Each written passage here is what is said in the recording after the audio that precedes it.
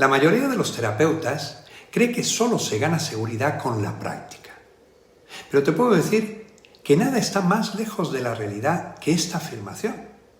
ya que conozco profesionales y he tenido muchos alumnos a lo largo de mi vida que tengo impartiendo formación,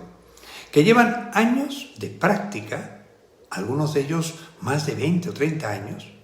y ante situaciones nuevas que se presentan en sesiones terapéuticas con sus pacientes, sienten inseguridad de cómo llevar adelante la sesión.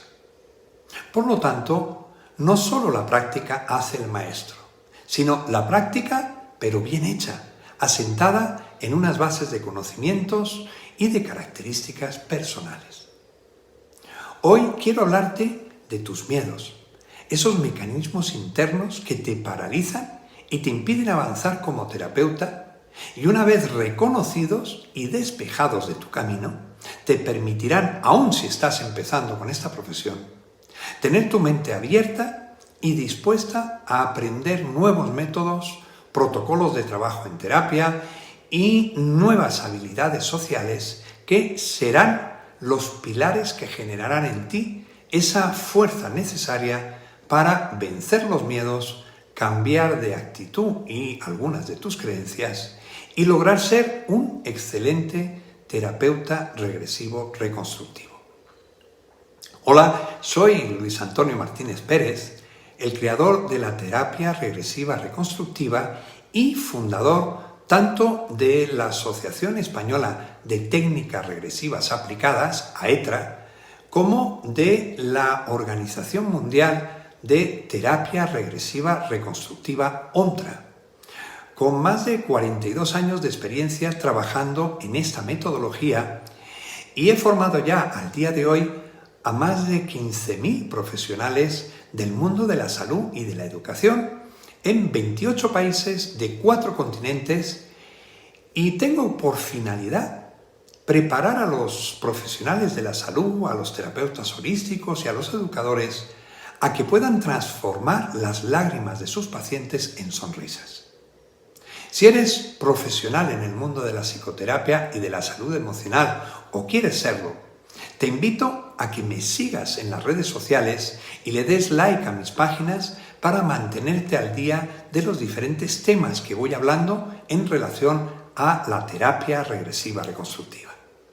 Y ahora continúa conmigo para descubrir cuáles son tus miedos y cómo combatirlos.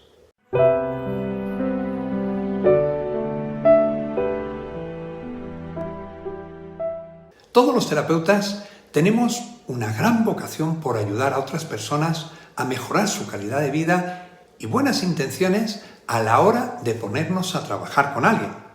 Pero, como decía mi padre, los cementerios están llenos de buenas intenciones y no de acciones. En un gran número de ocasiones, la formación académica que se estudia en muchas universidades lamentablemente deja bastante que desear con respecto a la realidad de la práctica terapéutica que se demanda hoy en día en los profesionales del mundo de la salud mental y emocional. Pero eso sí, está llena de buenas intenciones que difícilmente los alumnos que terminan la formación saben cómo ponerlas en práctica cuando se encuentran frente a sus pacientes, puesto que no han tenido ni ideas claras de trabajo clínico, ni tampoco profesores que hayan sabido enseñar desde el área de la práctica y se han centrado más en las partes teóricas.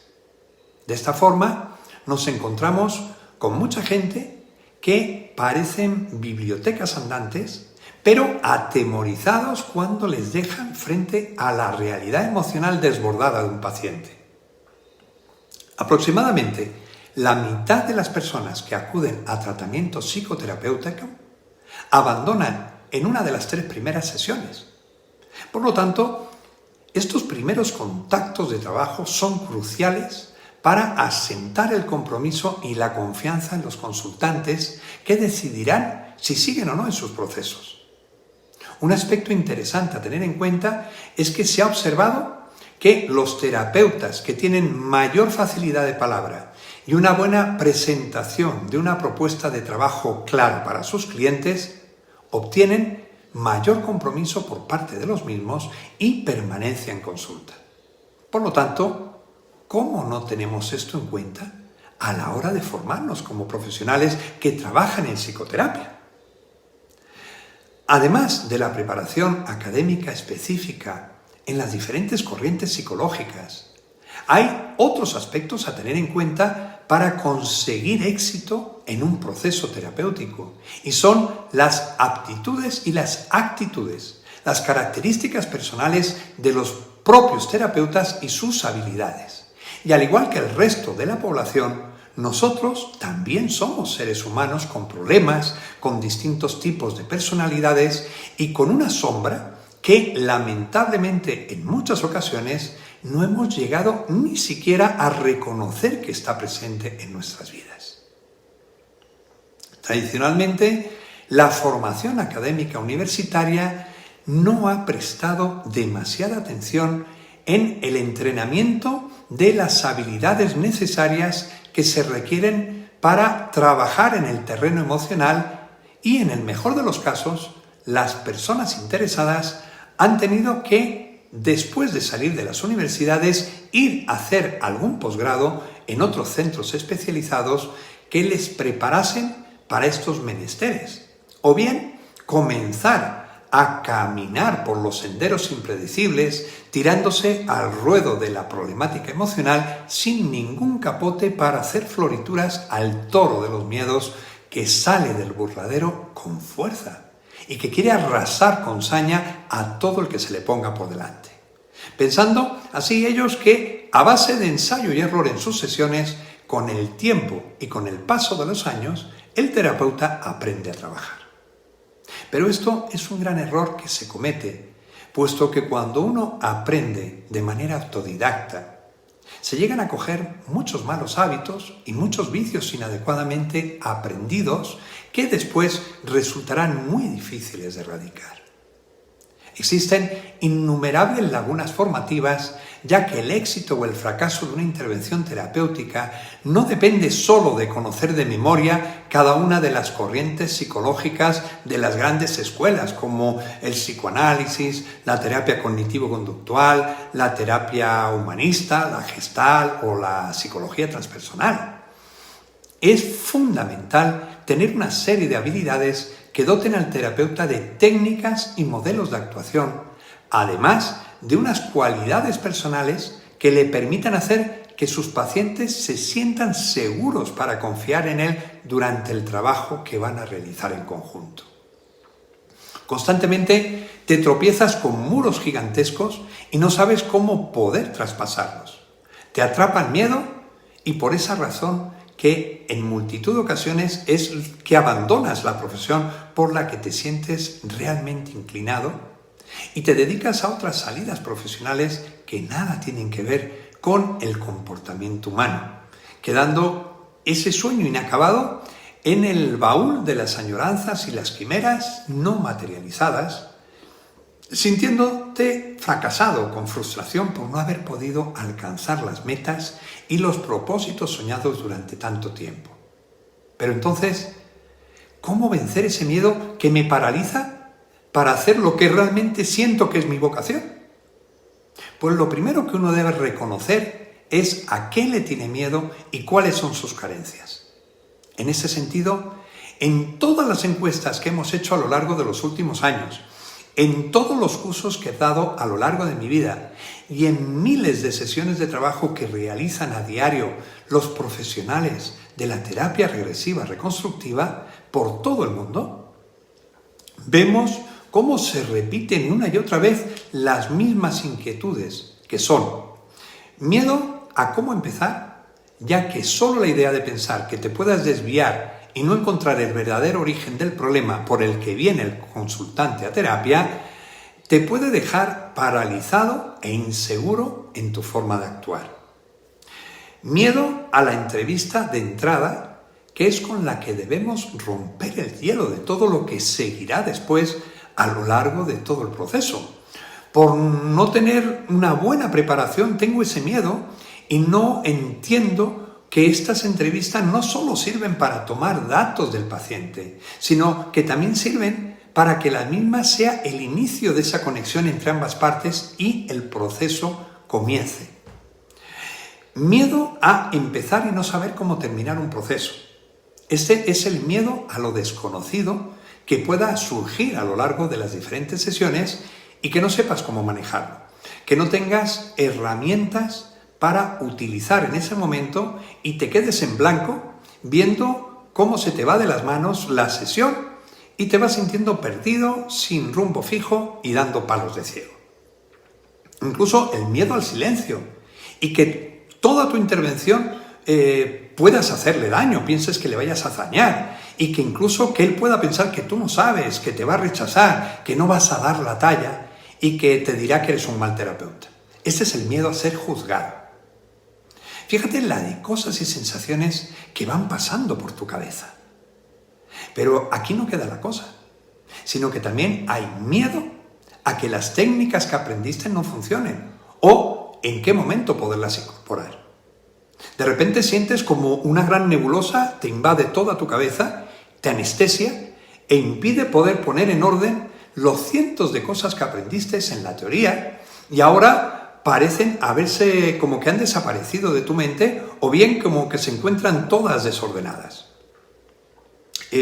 También está el miedo a que el paciente sea mucho más mayor que tú, ya que te puedes cuestionar o él se puede cuestionar que los conocimientos tuyos no son suficientes. Eso es una proyección que estás haciendo con la figura de tus padres, que eran los que sabían y te educaron y no le puedes cuestionar, puesto que estás inmerso en el papel del niño que está aprendiendo. El convertirte en el padre de tus padres resulta complicado y en muchas ocasiones no sabes cómo manejarlo. En tu cabeza aparecen una y otra vez el mismo pensamiento rumiante. No tengo la suficiente experiencia de vida. ¿Cómo entonces voy a hacer terapia a esta persona que sabe mucho más que yo? Voy a meter la pata y me va a pillar. Otro de nuestros enemigos es el miedo al llanto. Miedo a ver llorar al consultante porque eso podría hacer que tú también te desbordes y te descontroles emocionalmente. Es por eso que muchas terapias predican no trabajar el trauma original, sino potenciar las fortalezas del presente de tu consultante y a lo sumo pasar muy rápido a vista de pájaro por encima del dolor del trauma. Yo siento que en realidad, aunque ellos ni siquiera sean conscientes de ello, les asusta la posibilidad de que la persona destape y reviva nuevamente el dolor de sus traumas no resueltos. Pero el verdadero miedo es a no saber si eso me va a afectar de tal manera que yo no pueda parar después de llorar. Esto a mí me lo han confesado muchos terapeutas con los que he tenido la suerte y la oportunidad de trabajar y formar en mi vida. Te puedo contar que personalmente en mis cursos, de vez en cuando me he encontrado con terapeutas que el solo hecho de ver una sesión en directo con un paciente en plena catarsis emocional y sacando esa bilis del alma que traía retenida durante años, les ha hecho quedarse paralizados y movilizar todos sus monstruos internos que no tenían bien procesados, entendidos y aceptados de una manera para entender su propia historia de vida. Pero es bueno que hay que dejar que la paciente o el paciente llora, que tenga su catarsis. Esto está haciendo el médico cuando drena la herida de un paciente para que supure la infección que presenta. Es lo mismo. Existe ese miedo también a conectar con el dolor y el vacío de tu consultante, ya que éste puede tocar tu vacío interno que no tienes trabajado. Y entonces pues puedes proyectar en él cosas de tu vida que aún tú no has resuelto y que te desborde y no sepas cómo manejarlo después. Son demasiados miedos, pero ¿acaso no te has sentido identificado al menos con alguno de ellos? Según te estoy hablando de todo esto, estoy recordando un comentario que hace unos días me hizo uno de mis hijos, que también es psicólogo, y me pidió que hablase con un amigo suyo que actualmente está terminando una maestría en un área de psicología y quería abandonarla porque había comenzado a hacer unas prácticas y había sido como el destapar la caja de Pandora de su historia de vida y le daba terror no saber cómo cerrarla. Te puedo asegurar que el 100% de los miedos que te acabo de comentar, todos se daban en él como una muestra o un ejemplo perfecto para integrar en una presentación como la que estoy haciendo. Afortunadamente, le pude hacer entender que era maravilloso que en estos momentos pudiese haber destapado esas emociones y reconocer dónde están sus carencias para poderlas trabajar y convertirse en un gran terapeuta y ayudar a los demás a través de la experiencia de su propia historia de vida. Yo espero que termine ya en este año esta maestría y después que también comience a estudiar la TRR, la terapia regresiva reconstructiva, como otra buena compañera de viaje en su trabajo, tanto personal como profesional. Para terminar la charla de hoy, te diré que el miedo del terapeuta es normal, lo mismo que le pasa al actor o al músico cuando se coloca frente a su público delante del escenario.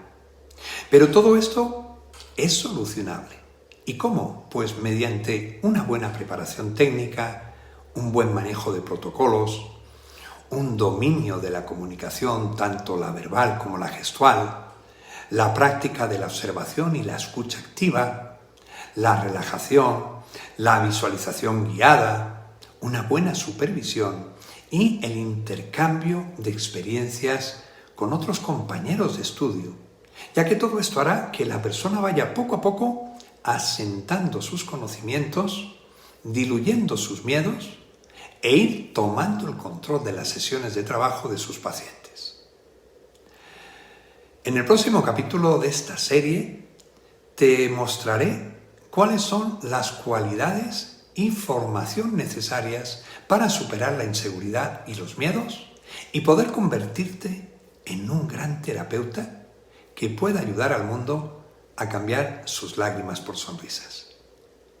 No te olvides de seguirme en las redes sociales de Facebook, Instagram y YouTube para mantenerte al día de todas las novedades que puedo ir anunciando en cada momento. Te espero en la próxima semana. Sé feliz.